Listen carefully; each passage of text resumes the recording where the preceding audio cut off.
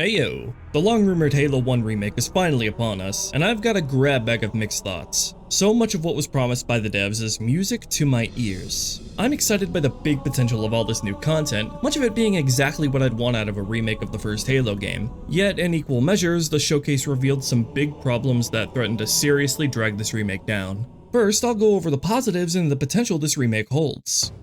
Playing Halo 1, you'll notice a ton of weapons and vehicles that you, the player, are unable to use yourself. Things like the energy sword, fuel rod cannon, and wraith. All of these sandbox elements are promised to be fully usable. When you float the idea of a Halo 1 remake, this is perhaps the first thing that springs to mind. A simple slam dunk addition that would add a lot to this game's missions. With that, we've also been promised a whopping 9 new weapons added to this game. It's unclear if they're including the existing but unusable weapons from the original in this count, but I'm extremely excited to see what they'll add to shake things up. Personally, I really hope they include the flamethrower, which was cut from the game, allowing us to use it in tight spaces versus the hordes of Flood. Remaking Halo 1 also brings potential to carry back some of the most successful mechanics added in later games. Things such as vehicle boarding, intricate vehicle destruction, and weapon trading, which has always served to give that extra layer of depth to managing your marine allies. It's also confirmed that future games' Flood mechanics will be carried back, which I assume to be things such as infection forms reviving fallen Flood, freshly infecting and transforming characters on the battlefield, headshotable cores to add that element of rewarding precision consistent with the rest of the game, and if this snippet is anything to go on, the implementation of Flood pure form surprisingly. These additions are sure to give a huge buff to the Flood roster, and open up a lot more opportunities for diverse gameplay where the game needed it most. All of these additions and glow-ups to Halo's sandbox and AI roster I see as that many more tools the mission designers have under their belt to greatly improve upon the more infamously repetitious parts of Halo 1. How they utilize all these new sandbox and AI elements to shake things up is the thing I anticipate most from this remake. As this is a remake built from the ground up, naturally that means all of the level design will be built from scratch, and this is another area that holds endless potential. Halo 1 as it exists is an incredibly polished, well-realized game, and very well preserved too, thanks to MCC to boot. So in my mind, that leaves a lot of room for a remake to remix things both for the story and also the mission design. The level and encounter design we've seen for the Silent Cartographer is nearly beat for beat with the original, but honestly, I'm hoping to see more fresh new twists that remix this game's missions into experiences reminiscent of the original, yet stand distinct. New encounter ideas, original level designs that utilize all their new sandbox pieces, overhauls to the reused level design featured on many missions, and in particular, I want to see the reincorporation of Bungie's cut story and gameplay content. Things such as the cut cinematics shown off on the storyboards, which would have greatly benefited the game's pacing, and the cut alien wildlife that were planned to roam the ring, making it feel more alive and wondrous. A full remake of Halo 1 is one thing, but what's even better than that? A Halo 1 remake that also includes 3 brand new prequel missions. You know what's even better than 3 new missions though? 3 new missions featuring Sergeant Johnson fighting alongside you. I am incredibly excited to see what these new missions hold, and I'm so happy they're prioritizing creating new content and new experiences alongside recreating the original game fully. We've also got some lovely new features, one being more skulls than any other Halo game, adding a ton of potential for ways to replay the game, and the promise of co-op, the return of 2-player split screen at last, and 4-player online co-op, which funnily enough resulted in the creation of a 4th seat on the Warthog, and more considerations for how levels and encounters can accommodate 4 players. Needless to say, all of these will be wonderful inclusions. Now we move on to the criticisms I have of this remake. If I had to sum up the way this remake looks and feels in one phrase, it'd be Halo 1 except it's actually Halo Infinite. Most things from the environmental art, HUD design, sound design screams Halo Infinite. Literally in some cases as we recycle that game's assets all over the place. I'm getting flashbacks to the blatant Reach asset flip that was Halo Anniversary, and that's not a good sign. When it comes to the art design, the thing I take the most issue with is the design of the Forerunner structures and interiors. All of the rustic colors and unique shapes have been removed in favor of making everything this sleek gray triangular shape, where every surface is overly reflective and shiny as if it's been slicked with oil. Halo 1's Forerunner structures used a lot of gray, but they also incorporated several other colors such as bronze, white, black, brown, beige, tinted by light fixtures of several varying colors such as blue, yellow, white, cyan, and red, culminating to create that distinct, imposing, abandoned, monolithic look we've all come to love. I mean, just compare the silent cartographer's various structures to see how far off the mark this remake is with its Forerunner aesthetic.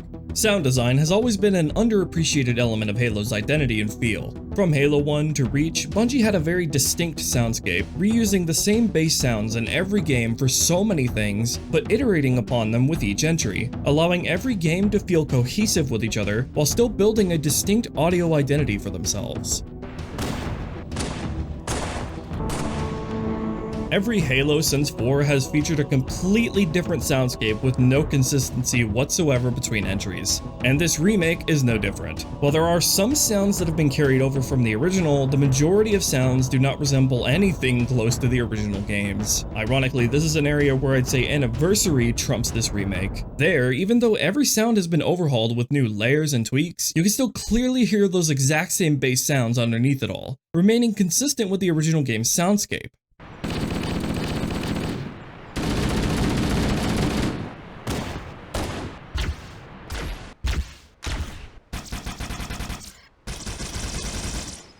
These radical departures, reused assets, this stuff really matters, because art design, animations, and sounds are all vital aspects of how Halo 1 feels to play, and that distinct game feel deserves to be iterated upon for a remake, as opposed to thrown out in its near entirety. As for the voice acting, the decision to re-record some characters yet leave others completely untouched strikes me as really strange. This is an area I'd say you'd want a completely fresh new take on, even if you're unable to get back some of the same actors. Because this weird mix of new and old comes off as very uncanny in action. It's really jarring to hear these untouched voice lines in this otherwise completely new game built from the ground up.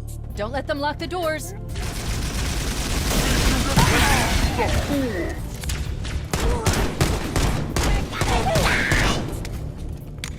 But even if you have entirely new re-recorded lines, that's not to say you should deliberately stray from how the characters were voiced in the original, because oh my god, I cannot stand Cortana's new line reads. She's still played by the lovely Jen Taylor, of course, but once again, just like every game since Halo 4, Cortana is being directed to sound like a teenage valley girl. Negative, Captain. The Covenant have impeded our progress. This just isn't how Cortana sounds. This is such a wild departure from how she sounds in the trilogy that she practically comes off like an entirely different character. She's supposed to have a deeper inflection, sounding more like a cool, collected, mature-minded woman with a playful, sassy edge. Interesting. I underestimated the Covenant's understanding of Halo's subsystems. Interesting. I underestimated the Covenant's understanding of Halo's subsystems. Good. That should open the door that leads into the main shaft. Good. That should open the door that leads into the main shaft. The Covenant believe that what they call the silent cartographer is somewhere under this island. The Covenant believe that what they call the silent cartographer is somewhere under this island.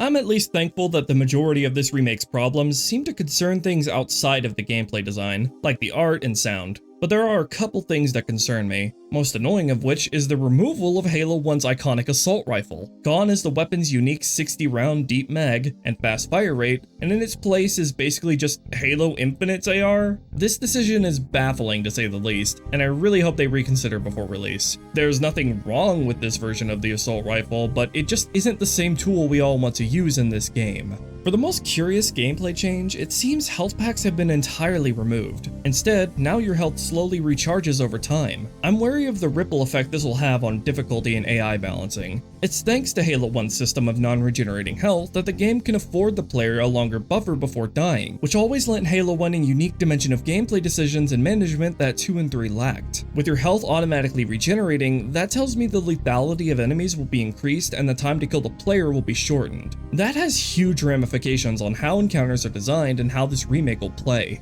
On the other hand, if this remake's difficulty and AI remained balanced similarly to the original game, then all removing health packs has done is nullify an important element of Halo 1's core combat design, leading to less important decision-making elements in the short and long term, and thus a less three-dimensional gameplay loop overall. No need to think about how your health plays into your next move, because you're likely near or at full health again already.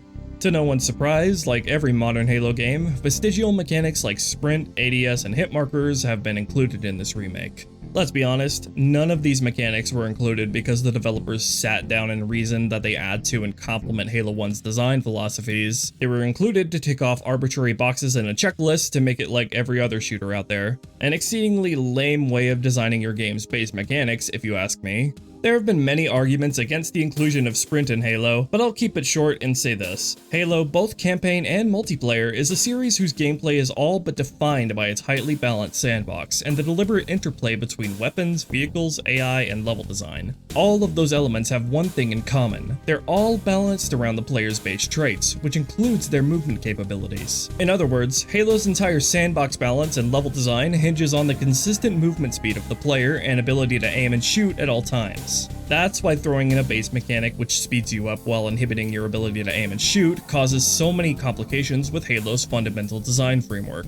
Well, one of many reasons, truthfully. This time around though, it seems you'll have the option to disable sprint, but I find this kind of funny, because either they've created the level design and tuned the sandbox balance around the player having the ability to activate a faster movement speed, in which case not having it will result in you traversing inflated level sizes and fighting AI overtuned for your movement speed, or sprint by this point has been minimized so much to the point of becoming nigh placebo, such that they've conceded it can be removed entirely with no real effect on how the game plays. I don't know about you, but if you have to tone a mechanic down so much that it basically ends up doing nothing so as not to upset your game's design framework, that's a pretty good sign that it's time to axe that mechanic from your game. Aim down sights, like sprint, is a mechanic that's deliberately been made to have no meaningful gameplay benefit, and is merely present as a formality. But in this case, I would have much preferred that non-scope weapons instead activate the binoculars like other Halo games. Hit markers really do not have any meaningful place in this series. Hit markers are meant to let you know when your projectiles impact your target, in gameplay contexts and visual styles where that might not be clear otherwise. Halo is designed to have clear, readable feedback from shooting with its bright shield flares, colorful blood splashes, and fiery weapon effects, so all hit markers serve to do is clutter the center of your screen to no benefit of the player. I've always played Halo more for its campaigns than multiplayer, but I will say this. The complete lack of any PvP multiplayer is a gigantic slap in the face to countless fans. Multiplayer is half of Halo's entire identity. You simply cannot omit this entire half of a mainline Halo game's content and tell us it's a complete product. Overall, there's a lot of exciting potential to look forward to with this remake, and I truly hope they can knock it out of the park when it comes to their new mission and sandbox editions. Yet at the same time, there are serious disappointments when it comes to several aspects of the art design, assets, sound, and select gameplay elements. Halo 1 deserves better than to look and feel like a fan-made mod of Halo Infinite, and that's really all there is to it. So I hope the dev team takes these kind of criticisms into close consideration as they move on to work on the rest of the game, to deliver us a package that feels closer to what we expect out of a rebuilt and renewed Halo. Also, who the fuck thought Halo Campaign Evolve was a good title?